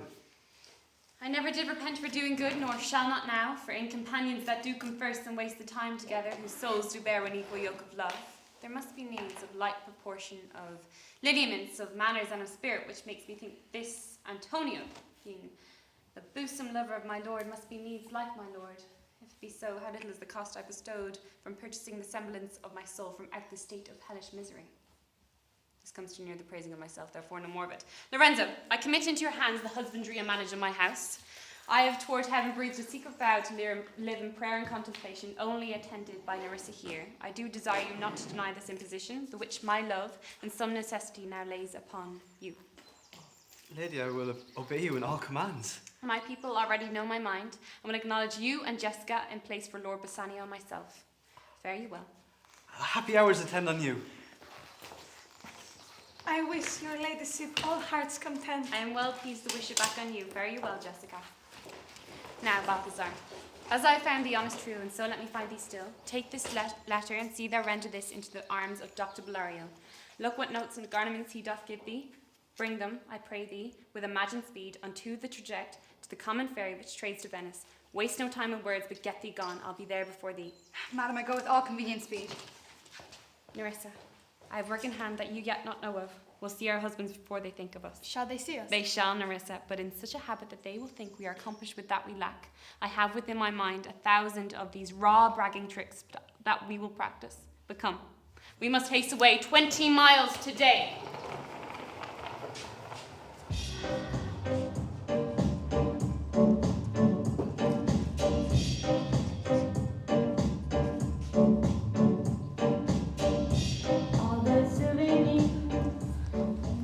Yes, well, truly, if for look you, sins of the father are to be laid upon the children. Therefore, I promise you, I fear ye, I was always plain as you, and thus now I speak the agitation of the matter. Therefore, be of good cheer, for truly I believe you are damned. There is but one hope in it that can do you any good, and that is but a kind of bastard hope neither. Oh, and what hope is that, I pray thee? Marry, you may partly hope that your father got you not, that you are not the Jew's daughter. That were a kind of bastard hope indeed. Okay, so the sins of my mother should be visited upon me? Ah, so you're damned both by father and mother. Thus, when I shun still your father, I fall in to Charybdis your mother. Truly, you are damned both ways. I shall be saved by my husband. He hath made me a Christian. Truly, the more to blame ye. We were Christians enough before, e'en as many as well could live, one by another. This making of Christians will raise the price of pork. If we grow all to be pork eaters soon, we will not have a rasher on the coals for money. Oh, then my husband, what do you say, Lancelot? Here he comes. I shall grow jealous of you shortly, Lancelot, if you thus get my wife into corners. No, nay, no. You need not fear us, Lorenzo. Lancelot and I are out. She tells me flatly there is no mercy for me in heaven for being a Jew's daughter, and she says that you're no good member of the Commonwealth, for in converting Jews to Christians, you raise the price of pork. Oh, every fool can play upon the word. I think the best course of action will surely turn into silence, and discourse grow commendable in none only but parrots. Go in, wetch, bid them prepare for dinner. That is done, sir. They have all stomachs. Good lordy, what a wit snapper are you? Then bid them prepare dinner. That is done too, sir. Only cover is the word. Will you cover then, sir? Not so, sir, neither. I know my duty. And yet more calling with occasion. Wilt thou show the whole wealth of thy wit in an instant? I pray you understand a plain man in plain meaning. Go in, serve the meat, cover the table, and we will be in for dinner. For the table, sir, it shall be served in. For the meat, sir, it shall be covered. For your coming into dinner, sir, why, let it be as humours and conceits shall govern. Oh, dear discretion. How her words are suited. The fool hath planted in her memory an army of good words, and I know a many a fool that... How cheerest thou, Jessica? And say thy opinion. What dost thou think of Lord Bassanio's new wife? Past all expressing, it is right that Lord Bassanio live an upright life, for having such a blessing in his lady, he finds the joys of heaven here on earth. And if on earth he do not merit it, in reason he should never come to heaven. For if to gods played some heavenly mads, and on the wager laid to earthly women and Portia one, there must be something else pawned with the other, for the poor cruel world hath not her fellow. Even thou hast such a husband of me as she is for wife. Oh, nay, but ask my opinion of that too. I will anon, but first let us go in for dinner. Nay, let me praise you when I have a stomach. No, I pray thee, let us serve for table talk. Then howsoever thou speakest among other things, I shall digest it. I'll set you forward.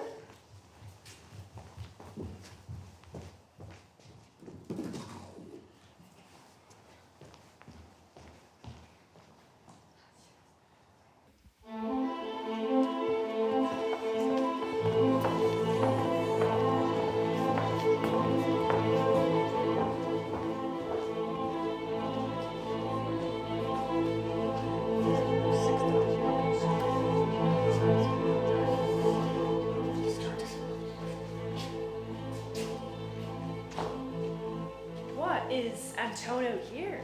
Ready? So please, your grace. Ah, I am sorry for thee. Thou art come to answer a stony adversary. An inhuman wretch, incapable of pity, void and empty from any dram of mercy. I have heard your grace have taken great pains to qualify his rigorous course. But since he stands obdurate, and that no lawful means can carry me out of his envy's reach, I do oppose my patience to his fury, and am armed to suffer with the quietness of spirit the very tyranny and rage of his. Go on and call the Jew into the court.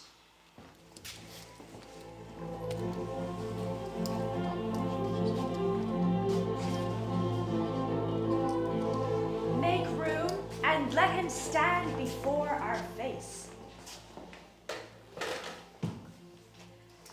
Shylock, the world thinks, and I think so too, that thou but leadst this fashion of thy malice to the last hour of act, and then 'tis thought thou'lt show thy mercy and remorse more strange than it's thy strange apparent cruelty.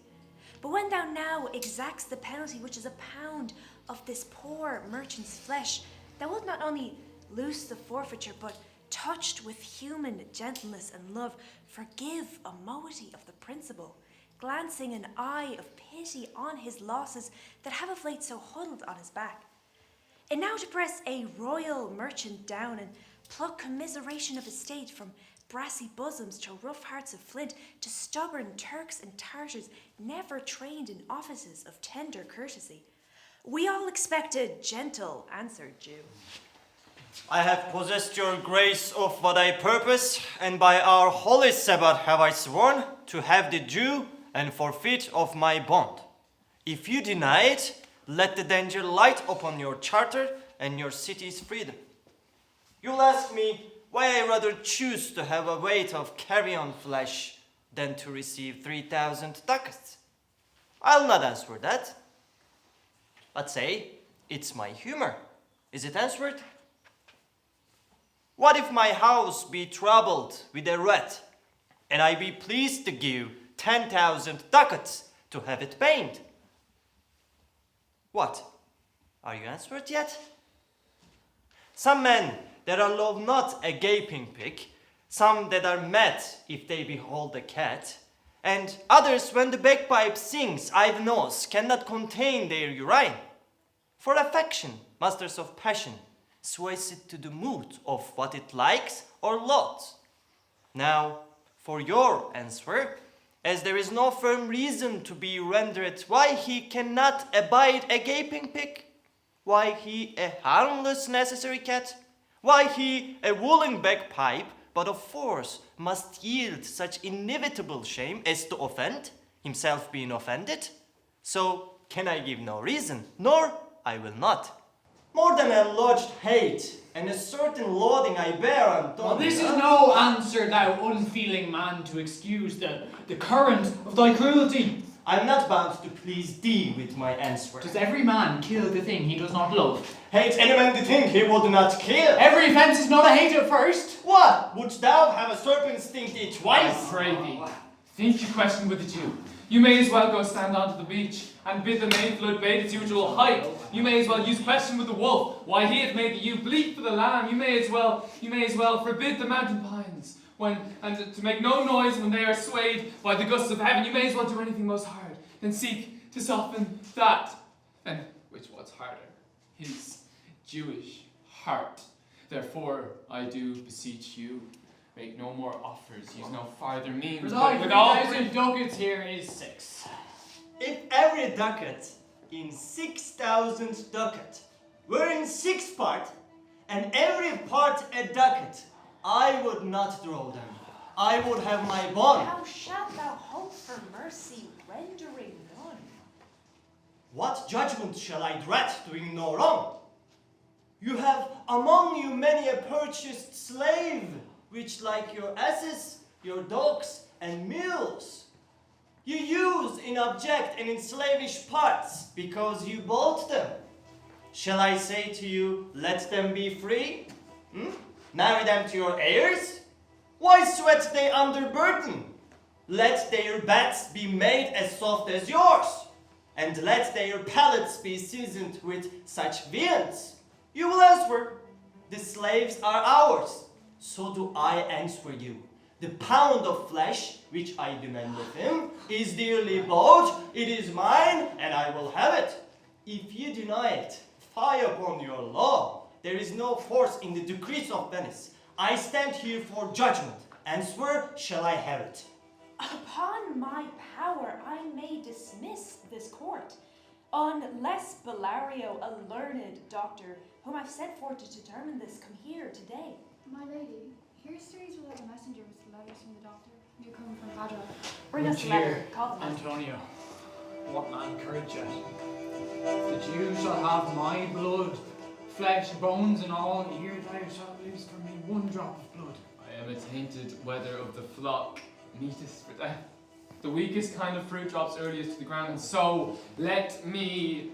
You cannot be better employed, Bassanio, than to live still and write mine epitaph. Came you from Padua, from Bellario? From both, my lady. Bellario greets your grace. Why dost thou whet thy knife so earnestly? To cut the forfeiture from that bankrupt. On thy soul, but on thy soul, horseshoe, thou makes thy knife keen. No metal can know that handsman's axe bears half the keenness of thy sharp envy. Can no prayers pierce thee? No, none that thou hast wit enough to Thou make. damned inexorcible dog, thy desires shall wolf his bloody star. Till thou canst the rail seal of my bond. Thou but offense thy lungs to speak so loud. Repair thy words, good youth, or it will fall to careless ruin. I stand here for judgment. Letter from Bellario doth commend a young and learned doctor to our court. Where is he? He attendeth here hard by. To know your answer, whether you'll admit him? With all my heart. You, go give him courteous conduct to this place. Meanwhile, the court shall hear Bellario's letter. Your grace shall understand that at the receipt of your letter I am very sick. But in the instance that your messenger came in loving visitation was with me a young doctor of Rome. His name is Balthazar. I acquainted him with the cause and controversy between the Jew and Antonio the merchant. We turned over many books together. He was furnished with my opinion, which, bettered with his own learning, the greatness whereof I cannot enough commend, comes with him at my importunity to fill up your grace's request in my stead. I beseech you, let his lack of years be no impediment to let him lack a reverent estimation. For I never knew so young a body would so hold a head. I leave him to your grace's acceptance, whose trial shall better publish his commendation. You hear the learned Bellario what he writes, and here I take it as the doctor come. Give me your hand. Come you from old Bellario? I did, my lord. Are you acquainted with the difference that holds this present question in the court? I am informed thoroughly of the cause, which the merchant and which the Jew. Antonio and old Shylock both stand forward. Is your name Shylock? Shylock is my name. Of a strange nature is a suit you follow, yet in such Venetian law cannot impugn you as you do proceed. You stand within his danger, do you not? Aye, so he says. Do you confess the bond? I do. Then must the Jew be merciful. On what compulsion must I? The quality of mercy is not strained. It droppeth like the gentle rain from heaven. 'Tis twice blessed. Blessed him that gives, and him that takes. 'Tis mightiest in the mightiest.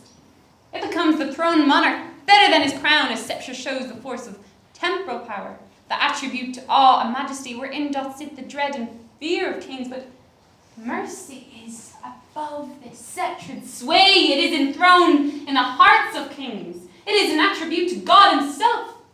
And every power doth then show like as God's, and mercy seasons justice. Therefore, Jew, though justice be thy plea, consider this, that in the course of justice none of us shall see salvation. We do pray for mercy, and that same prayer doth teach us all to render the deeds of mercy. I have spoke this much to mitigate the justice of thy plea, which if thou follow this strict court of Venice, must needs give sentence against the merchant there.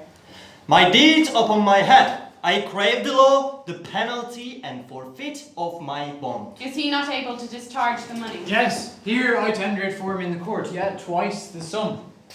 If that will not suffice, then I will be bound to pay it 10 times over, on forfeit of my head, my hands, my heart. If this will not suffice, then it must appear that malice bears down the truth, and I do beseech you to do a great right, do a little wrong, and curb this cruel devil of his will. It must not be. There is no power in Venice can alter a decree established, and many by the same error will rush into state. It cannot be. Edeniel come to judgment. Yes, Edeniel! I pray you, let me look upon the bond. Oh, Here it is. Most reverend doctor, here it is. Why, Sherlock, there's thrice thy money offered thee. An oath. I have an oath in heaven. Shall I lay perjury upon my soul? No, not for Venice. Why, this bond is for fit, and lawfully by this the Jew may claim a pound of flesh to be by him cut off the nearest the Jew merchant's heart. Be merciful. Take thrice thy money, bid me tear the bond. When it is paid according to tenor, it doth appear you are a worthy judge. You know the law. Your exposition had been most sound. I charge you by the law, whereof you are a well-deserving pillar. Proceed to judgment. By my soul, I swear, there is no power in the tongue of man to alter me. Why then, thus it is. You must prepare your bosom for his knife. Noble judge, excellent young man. For the intent and purpose of the law hath full relation to the penalty. Rightful judge. So, nearest his heart. So says the bond, doesn't it, noble judge? It is so. Are there balance here to weigh the flesh? I have them ready. How about some surgeon, Shylock, lest you do bleed to death? Is it so nominated in the bond? It is not so expressed, but what of that? 'Twere good you do so much for charity. I cannot find it. It's not in the bond. You, merchant, have you anything to say? But little. I am armed and well prepared. Give me your hand, Bassanio. Grieve not that I am fallen into this for you, for herein fortune shows herself more kind than is her custom. It is still her use to let the wretched man outlive his wealth, to view with hollowed eye and wrinkled brow an age of poverty, from which lingering penance of such misery doth she cut me off. Commend me to your honourable wife. Tell her the process of Antonio's end. Say how I loved you. Speak me well in death, and when the tale is told, bid her be the judge of whether Bassanio had not once a love. Repent but you that you shall lose your friend, and he repents not that he pays your debt, for if the Jew do but cut deep enough, I'll pay it instantly with all my heart. Antonio, I am married to a wife, which is as dear to me as life itself, but life itself, my wife, and all the world are not with me esteemed above thy life. I would lose all. I sacrifice them all here to this devil to deliver you. Your wife would give you little thanks for that if she were by to hear you. I have a wife who I protest I love. I would she were in heaven so she could entreat some power to change this current Jew. Well, you offered behind your back. You wish to make us an unquiet house. These be the Christian husbands. I have a daughter. Would any of the stock of Barabbas had been her husband rather than a Christian's? We travel time. I pray thee pursue sentence. A pound of that same merchant's flesh is thine. The court awards it, and the law doth give it. Most rightful judge. And you must cut this flesh from off his breast. The law allows it, and the court awards it. Most learned judge. A sentence. Come, prepare.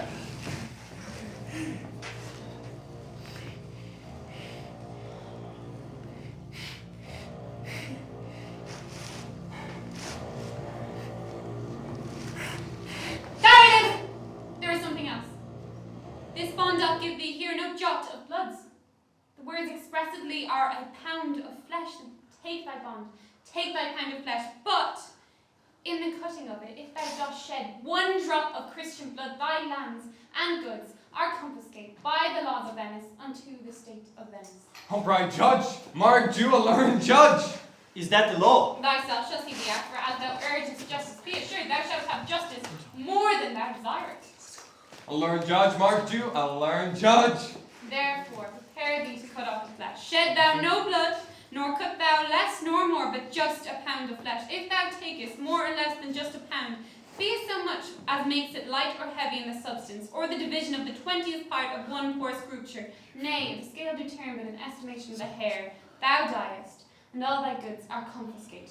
Upright judge, learned judge. I take this offer then. Pay the bond price and let the Christian go. Here it is. Tarry, Jew. The law hath yet another hold on you. It is enacted in the laws of Venice, if it be proved against an alien that by direct or indirect attempts he seek the life of any citizen, the party against the which he doth contrive shall seize 1/2 of his goods. The other half comes to the privy coffer of the state, and the offended life lies in the mercy of the Duke only against all other voice, in which predicament I say thou standest.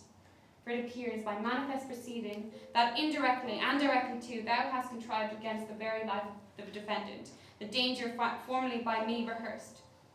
Down, therefore, and beg mercy of the Duke.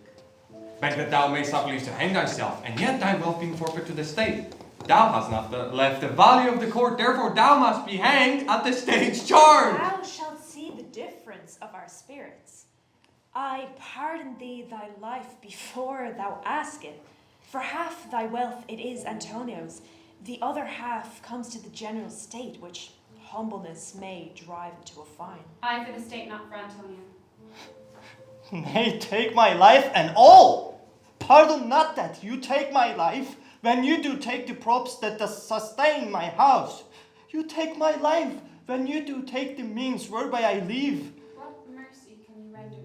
I hold to grant this, nothing else for God's sake. So please, your grace, and all the court to quit the fine for one half of his goods, I am content that he will let me have the other half to use, and render it unto his death, unto the gentleman that lately stole his daughter. 2 things more, presently, that for this favour he become a Christian. And the other, that he do record a gift here in this court of all he dies, possess it unto his son Lorenzo and his daughter. He shall do this, or else I do recant the promise that I late pronounced it here. Art thou contented, Duke? What dost thou say? I am content. Clerk, draw deed of gift. I pray thee, leave me go from hence. I am not well. Send the deed after me, I will sign it. Get me gone, but do it.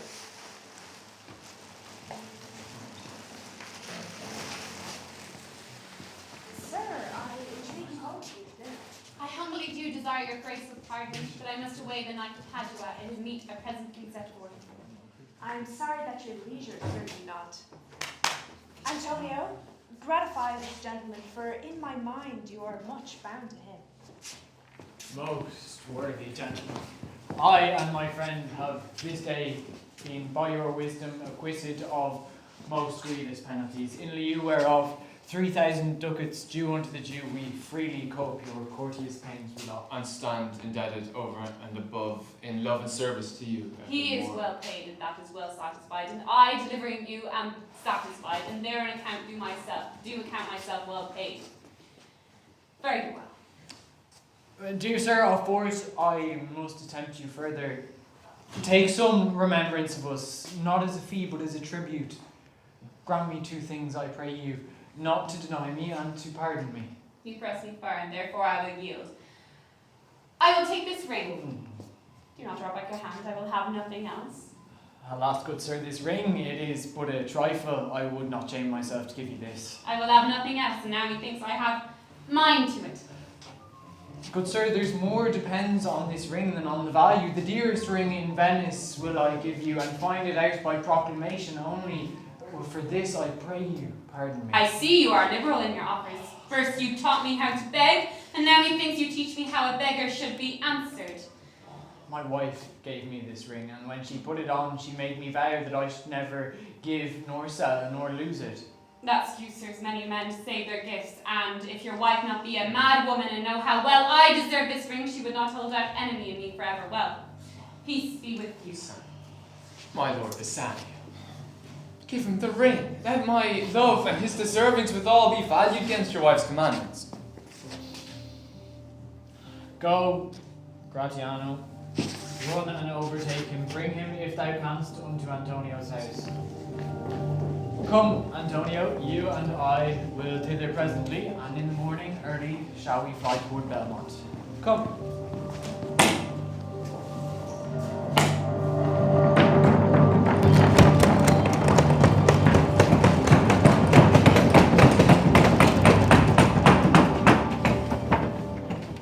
Inquire the Jew's house out, give him this deed, and let him sign it. Sir! Oh, your word, team. My lord Bassanio, upon more advice, had sent you this ring, and doth entreat your company. That cannot be. His ring I do accept, thankfully. and so I pray you tell him furthermore. That will I do. Come, sir, I would speak with you. I'll see if I can get my husband's ring, which I made him swear to keep forever. Thou mayest, I warrant. We'll have old swearing that they did give their rings away to men without face them, and I'd swear them too. But come, thou knowest where I will tarry. Sir, could you show me to this house? Of course. The moon shines bright. In such a night, when the wind did gently blow the trees, and they did make no noise, in such a night Troilus, methinks, mounted the Trojan walls, and signed out toward Grecian tents where Cressid lay that night. Ah, in such a night did Dido fearfully trip that you and Rhodes made away. In such a night stood Dido with a willow in her hand, and did waft her up to come against Carthage. In such a night did Media gather the unsatted herbs that did renew all nation. In such a night did Jessica steal from the wealthy Jew, and with an unthrift love did run from Venice as far as Belmont. In such a night did young Lorenzo swear he loved her well, and with many vows of faith and near a true one, In stole such a her night soul. did Jessica slander her love, and he forgave her. Who comes so quick in the silence of the night? A friend. A friend? What friend? Your name, friend, I pray thee. Stefano is my name, and I bring word. My mistress will before the break of day be here at Belmont. She doth stray about by holy crosses where she kneels and prays for happy wedlock hours. And who comes with her? None but a holy hermit and her maid. I pray you as my master yet returned. He is not, and we have not yet heard from him. But go we into him, and ceremoniously let us prepare some welcome for the mistress of the house. Sola! Sola! Who Where's calls? Master Lorenzo? Master Lorenzo! Here. Sola! Here. Where is he? Where is he? Here! Tell him my master comes with his hornful of good news. My master will be here ere morning. She says. I know. Go we in, sweet. And yet, why should we go in? Stefano, my friend, signify within the house that your mistress is at hand.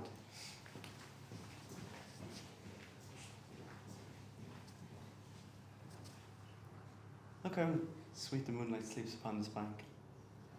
Here we will sit and let the sound of music creep in our ears. Soft stillness and the night become the touches of sweet harmony. Look, Jessica. Look how the floor of heaven is thick and laid with patterns of bright gold. There's not the smallest orb which thou beholdst, but in his motion like an angel sings, still choiring at the young-eyed cherubims. Such harmonies are in immortal souls, but whilst this muddy vesture of decay doth grossly close it in, we cannot hear it. Come ho and wake Diana with a hymn. May the sweetest sounds pierce your mistress's ear and draw her home with music. I am never merry when I hear sweet music. And that is because your spirits are attentive. For do but note a wild and wanton herd of youthful and unhandled colts, fetching mad bounds, bellowing, neighing loud, which is the hot condition of their blood. If they but hear perchance a trumpet sound, or any air of music touch their ear, you will perceive them take a mutual stand. Their savage eyes turn to a modest gaze by the power of music. Therefore the poet did feign that Orpheus drew trees, stones, floods, since not so stockish, hard, and full of rage, but music for the time that changes nature. The man that hath no music in himself, nor is not moved by concords of sweet sounds, is fit for treasons, stratagems, and spoils. His affections are as dull as night and as dark as Erebus. Let no such man be trusted. Mark the music.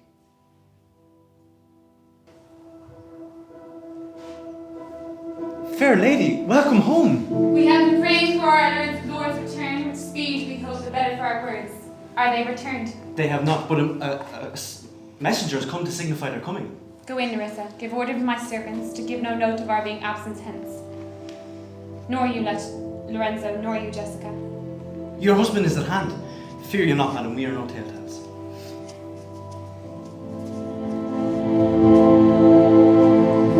This night, methinks, is paler than the day. 'Tis a day such as a day is when the sun is hid. We should hold day with the Antipodes if you would walk in absence of the sun. Let me give light, not be light, for a light wife doth make a heavy husband, and never be Bassanio so for me. But you are welcome home, my lord. I thank you, madam. Give welcome to my friend. This is the man. This is Antonio, to whom I am so infinitely bound. You should, and all be bound to him, for as I hear, he is much bound for you. No more than I am well acquitted of. Sir, you are welcome to our house. It must appear in other ways than words, therefore I stamp this breathing courtesy. By yonder moon, I swear you do me wrong. In faith, I gave it to the judge's clerk. Would he well gal that had it? For my part, since you do take it, love so much at heart. A quarrel, already. About a hoop of gold, a paltry ring that she did give me, whose pose was for all the world like cutler's poetry upon a knight. Love me and leave me not. What talk you of the pose or the value? You swore to me that when I doth give it to you, that you would wear it till your hour of death, and that it would lie with you in your grave. Though not for me, but for your vehement oaths, you should have been more respected and have kept it. Gave it to a judge's clerk. No, God's my judge. The clerk will never wear hair in his face that had it. He will, and if he live to be a man. Aye, if a woman lived Now to be a by man. this hand, I give it to a youth, a kind of boy, a little scrub boy, the judge's clerk, who begged it as a fee. I could not, for my heart, deny it him. You were to blame. I must be plain with you. To part so slightly with your wife's first gift. A thing stuck on with oaths upon your finger, and so riveted with faith unto your flesh. My love stands here, and I gave him a ring. I dare be sworn he would leave it, nor pluck it off his finger for the wealth of this world masters. Now, Graziano, you give your wife too unkind cause of grief, and twere me, I should be mad at it. Why, it were best I should cut my left hand off and swear I lost the ring. My lord Bassanio give his ring away unto the judge that begged it and indeed deserved it too. And then the boy, his clerk, who took some pain in writing, he begged mine, and neither man nor master would take aught but the two rings. What ring gave you, my lord, not that which you, I hope, you received of me? If I could add a lie unto a fault, I would deny it, but you see my finger hath not the ring upon it, it is gone. Even so void is your false heart of truth. By heaven, I will near come near bed until I see the ring. Portia, if you did know to whom I gave the ring, if you did know for whom I gave this ring, and could conceive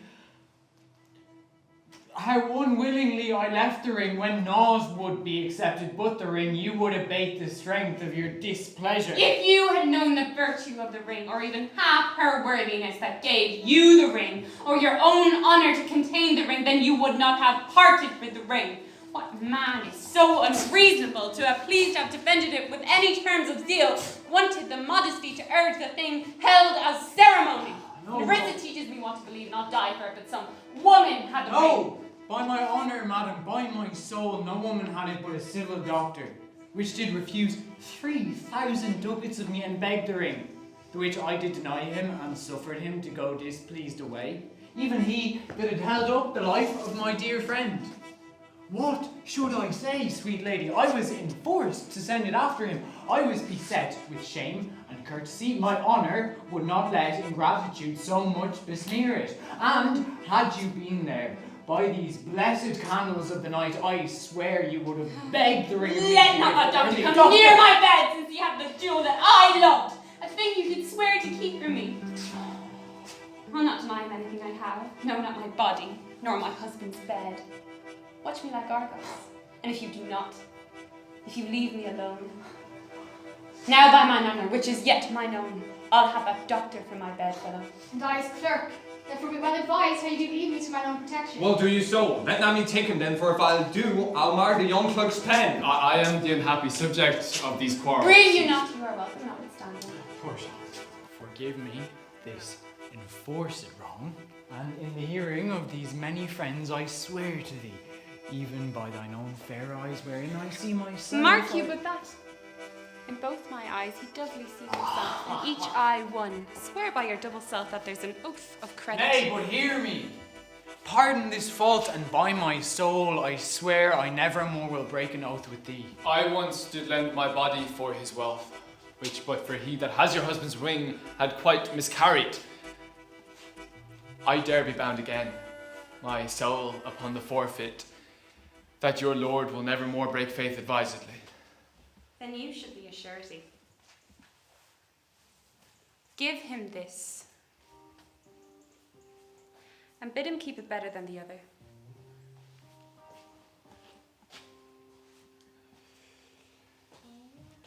Here, my Lord Bassanio, swear to keep this ring.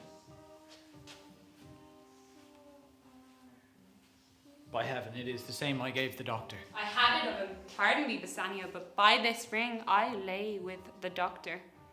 And pardon me, my gentle Gratiano, for that same scrubby boy, the doctor's clerk, in lieu of this last night, did lie with me. Why, this is like the mending of the highways in summer, where the You waves speak are... so grossly, you're all amazed. Read this letter, at your leisure. There you shall find that Portia was the doctor, Nerissa her clerk, Lorenzo shall witness I set forth as soon as you, and even now returned. Antonio. And seal this letter.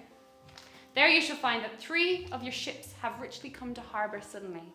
You will not know which accident I chanced upon this letter. I am dumb. Were you the doctor, and I knew you not? Were you the clerk that is to make me cockle? Aye, but the clerk that never means to do it unless he live until he be a man. Sweet doctor, you shall be my bedfellow. Sweet... When I am absent, lie with my wife. Sweet lady, you have given me life and living, for here I read for certain that my ships are safely come to road. And now, Lorenzo, I've good comforts for you too. There do I give to you and Jessica from the rich Jew a special deed of gift, after he dies of all possessed of. Fair ladies, you give manna and starving people. 'Tis almost day, and yet I am sure you are not satisfied with these events in full. Let us go in, charge us there upon interrogatories, and we will answer all things faithfully. Let it be so. The first interrogatory that my Nerissa shall be sworn is, whether till next night she had rather stay or go to bed now, being 2 hours today. But where the day come, I should wish it were dark, that I were couching with the doctor's clerk. Well, while I live, I'll fear no other thing so sore as keeping safe Nerissa's reign.